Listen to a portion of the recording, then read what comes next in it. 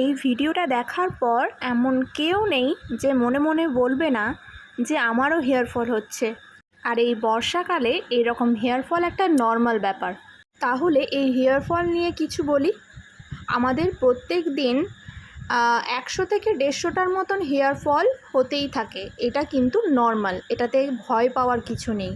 সারা বছর যদি এর থেকে বেশি হেয়ার ফল হয় তাহলে বলবো ডাক্তারের সাথে কনসাল্ট করে নিও, কারণ হেয়ার ফলটা একটা ইন্টারনাল ব্যাপার। আর সারা বছর পর এই বর্ষাকালে যে হেয়ার ফলটা হয়, আর এই বর্ষাকালে পুরনো যে হেয়ারগুলো থাকে সেগুলো ঝরে পড়ে এবং নতুন চুল গজায়। কিন্তু মনে মনে ভাবলে হবে না যে আমার তো নতুন চুল গজাবে, আমি আর অন্য কিছু কেয়ার করব না। এটা সম্পূর্ণই ভুল কথা। ঠিক এই সময়েতেই তোমাদের চুলে একটু বেশি যত্ন নিতে হবে, যাতে নতুন যে চুলগুলো গজাবে সেগুলো যেন আরও বেশি স্ট্রং হয়।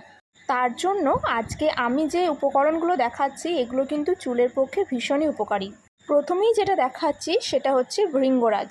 এটা তোমরা অনেক তেলে কিংবা শ্যাম্পুতে বোতলের গায়ে এরকম ছবি কিংবা লেখা থাকে, এটা দেখতে পাবে।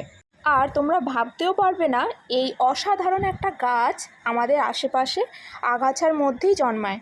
চুলের জন্য এই ভৃঙ্গরাজ কিন্তু ম্যাজিকের মতন কাজ করে, সমস্ত রকম প্রবলেম সলভ করে দেয়। আর তার সাথে আমি নিয়েছি কারি পাতা আর পেঁয়াজ আর অ্যালোভেরা। কারি পাতাও আমাদের চুলের জন্য খুব ভালো, হেয়ার ফলকে একদম কমিয়ে দেয়। আর পেঁয়াজের রস আমাদের হেয়ার ফলটাকে একদম কমিয়ে দেবে। 3 বার ওয়াশেই তোমরা প্রমাণ পাবে। আর চুলের গ্রোথে ভীষণ ভালো হেল্প করে। যাদের গ্রোথ হচ্ছে না তারা পেঁয়াজের রস অবশ্যই চুলে লাগিও। আর অ্যালোভেরা চুলটাকে সফট এবং সিল্কি করতে হেল্প করবে।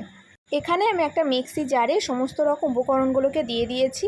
এখানে অ্যালোভেরার জেলটাকে আমি বার করে নিয়েছি, আর পেঁয়াজটা আমি ছোট পেঁয়াজ নিয়েছি, সেটাকে কিউব করে কেটে এর মধ্যে দিয়ে দিয়েছি।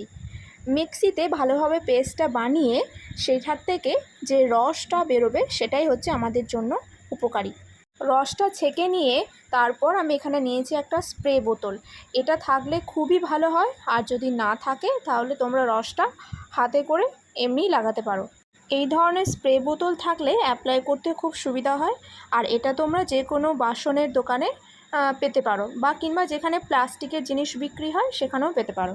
এই যে হেয়ার টোনারটা বানিয়েছি সেটা কিন্তু পরিষ্কার চুলে অ্যাপ্লাই করতে হবে। আমি আগের দিন শ্যাম্পু করে নিয়েছিলাম, আজকে এটা অ্যাপ্লাই করছি। তার জন্য প্রথমেই আমি একটা অর্ডিনারি জামা পরে নিয়েছি, কারণ এই রসটা যদি ভালো জামায় লেগে যায় তাহলে কিন্তু দাগ লেগে যেতে পারে।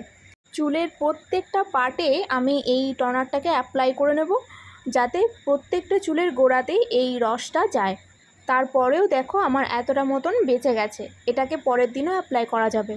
এবার এটাকে একদম পুরো শুকিয়ে যাওয়ার জন্য ছেড়ে দেব। বেস্ট রেজাল্ট পেতে এটাকে সপ্তাহে 2 থেকে 3 দিন অ্যাপ্লাই করতে হবে।